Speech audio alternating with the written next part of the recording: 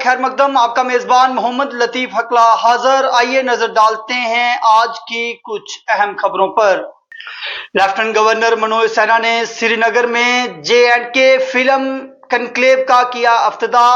हजारों अदाकारों ने दूसरे लोगों के हमरा की प्रोग्राम में शमूलियत।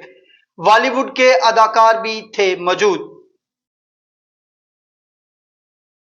जम्मू कश्मीर के सांबा जिला में BSF को मिली एक बड़ी कामयाबी, एक पाकिस्तानी दरअंदाज हलाक, तलाशी कार्रवाई जारी। वहीं पाकिस्तानी दरअंदाज हलाक होने के बाद सांबा में हाई अलर्ट जारी। हर छोटी बड़ी गाड़ी की जा रही है चेकिंग। BSF के जवानों को भारी तादाद में किया गया है तैनात। जम्मू कश्मीर में रात भर होने वाली बारिश से लोगों को कुछ हद तक मिली गर्मी से राहत। कई इलाकों में भरा पानी। भारी बारिश से जम्मू श्रीनगर नेशनल हाईवे बंद। कौमी शाहरा पर फंसी हजारों छोटी बड़ी गाड़ियां। लोगों से कौमी शाहरा पर सफर करने से पहले ट्रैफिक विभाग से राब्ता करने की अपील। गुज़श्ता शाम डाक बंगला किश्तवाड़ के नजदीक दुकानों में लगी आग। 2 दुकानें जलकर हुई राख। आग लगने के कारणों का अभी तक नहीं चल पाया है पता। बीजेपी महिला मोर्चा का एक प्रोग्राम खवातीन सम्मेलन जम्मू में हुआ मुनक्कद। बीजेपी नेता रजनी सेठी और प्रमोद कपाही ने कारकुनान से पार्टी को मजबूत बनाने की अपील।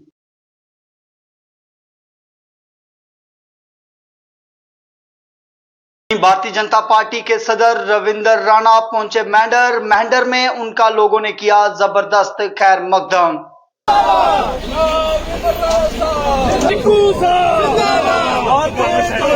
असेंबली के इलेक्शंस की जबरदस्त तैयारियां चल रही हैं। भारतीय जनता पार्टी पूरे जम्मू कश्मीर में इस वक्त असेंबली इलेक्शंस की तैयारियों के सिलसिले में पूरी ताकत के साथ मैदान में उतर चुकी है। हम चाहते हैं कि यहाँ जल्द से जल्द असेंबली के इलेक्शंस हों। भारतीय जनता पार्टी के तमाम वर्कर्स इस वक्त इलेक्शंस की तैयारियों के सिलसिले में पूरे जम्मू कश्मीर के अंदर पब्लिक के आउटरीच प्रोग्राम कर रहे हैं। सरदार अवतार सिंह मर्डर केस मामले में जम्मू में बड़ी press conference. Congress leader TS Tony ने की प्रेस कॉन्फ्रेंस। कई अहम मुतालबात पर उठाए सवाल। उनकी प्रेस कॉन्फ्रेंस का एक जो खास वजह है कि ये लड़ाई अभी खत्म नहीं हुई है। हमारी लड़ाई रोज, मैं कहता हूं कि अगर अवतार सिंह कहीं हार्ट अटैक से मर चला जाता इस दुनिया से तो शायद परिवार वाले सब्र कर लेते कि भाई वो हार्ट अटैक से चला गया। अब ये एक नई मुसीबत है, परिवार रोज एक जंग लड़ रहा है। वो ठीक से ढंग से रो भी नहीं पाया अपने बेटे को, उसका अफसोस नहीं कर पाया और एक नई जंग शुरू हो गई है। और वो जंग ये है कि कातिलों को बचाने की जंग जो है वो शुरू हुई है। और वो शुरू किया संजीव वर्मा जी ने, जिनके फादर इन लॉ जो हैं वो इस केस में मुलव्विस थे। शरदपुरी, जिन्होंने जमीनों का जखीरा खड़ा किया, 400-500 करोड़ की जमीनों के का व्यापार करके खड़ा कर लिया, एम्पायर खड़ा कर लिया।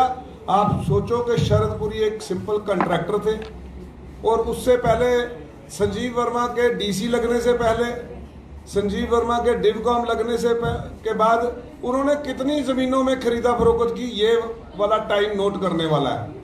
और ये कहां से आया ये पैसा, ये मनी ट्रेल जो है ये कौन डिटेक्ट करेगा। ये जो इतने बड़े मैरिज पैलेस खड़े कर दिए गोले शाह ने, गोले शाह पे ED क्यों नहीं आई अभी तक, ये प्रॉपर्टियां जब्त क्यों नहीं हो रही। आप हैरान लगाओ, एक आदमी की जमीन है,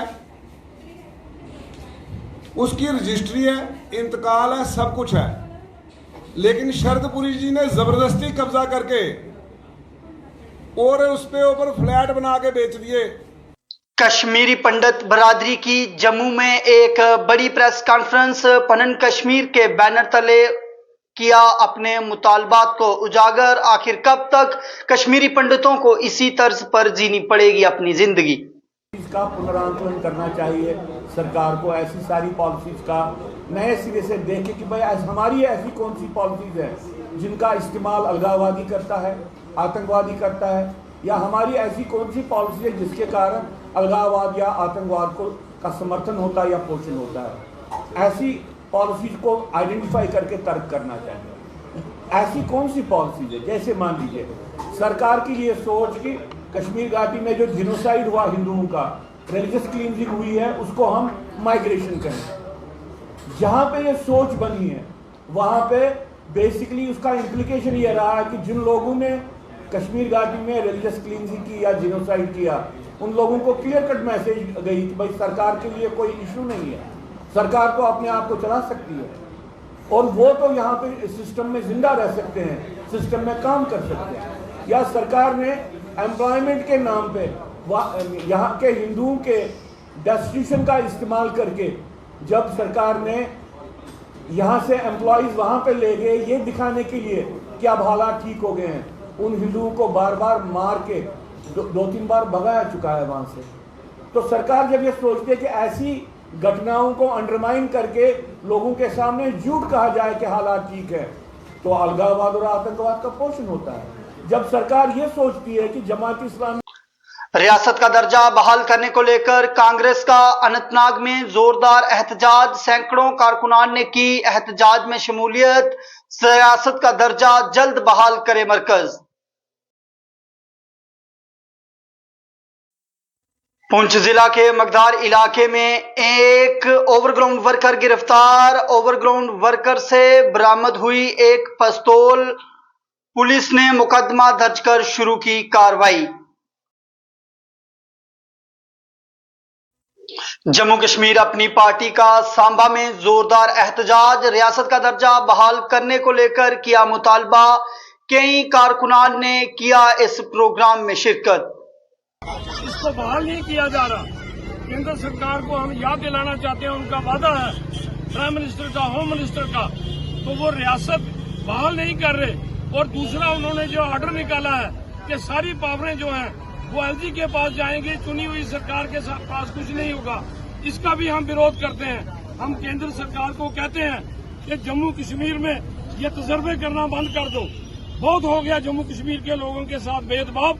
जम्मू कश्मीर अपनी पार्टी ये कतन बर्दाश्त नहीं करेगी कि जम्मू कश्मीर के लोगों की अहमियत कम हो। ये हमारी डोगरा रियासत जिसमें हम फख्र करते थे, 200 साल पुरानी रियासत, इसको आपने तोड़ के तो इसको यूटी बना दिया। और यूटी बनाने के बाद अब आप कहते हो इनके पास पावरें कोई नहीं होंगी। एक एमएलए जो है वो एक कॉर्पोरेटर की तरह हो जाएगा। तो हम दिल्ली को कहना चाहते हैं कि जम्मू कश्मीर के लोगों के साथ भेदभाव बंद करो, पूरी रियासत बहाल करो और जम्मू कश्मीर की असेंबली को ही पूरा अधिकार दो ताकि जम्मू कश्मीर में अमन शांति और विकास हो सके। देश के ये बिल्कुल विकास नहीं हो रहा, यहाँ कोई काम नहीं हो रहे, बिजली आ ही नहीं रही, पानी लोगों को मिल नहीं रहा, बॉर्डर तक किसानों को पानी नहीं मिल रहा, तो कौन सा विकास हो रहा है?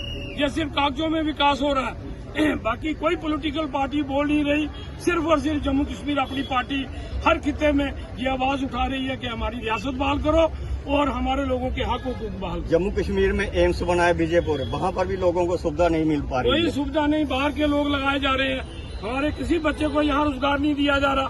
इंडस्ट्री है यहाँ, हमारे लोगों को रोजगार नहीं दिया जा रहा। इन सब बातों के खिलाफ जम्मू कश्मीर अपनी पार्टी लोगों को लामबंद करेगी और अपने हक लेके जो है वो हम इनको मजबूर करेंगे कि हमारे हक हमको मिलने चाहिए। 12,295 अमरनाथ यात्रियों का एक नया जत्था जम्मू से हुआ रवाना। इस दौरान सिक्योरिटी के किए गए थे जबरदस्त इंतजाम। बम बम बोले के नारे लगाते हुए रवाना हुए अकीदतमंद। जम्मू के गंग्याल इलाके में कई घरों में भरा बारिश का पानी। लोगों में देखा जा रहा है भारी खौफ। खबर दिन भर में बस इतना ही। मुझे और मेरी टीम को दें इजाजत। आप देखते रहें जेके न्यूज नेस्ट। अल्लाह हाफिज।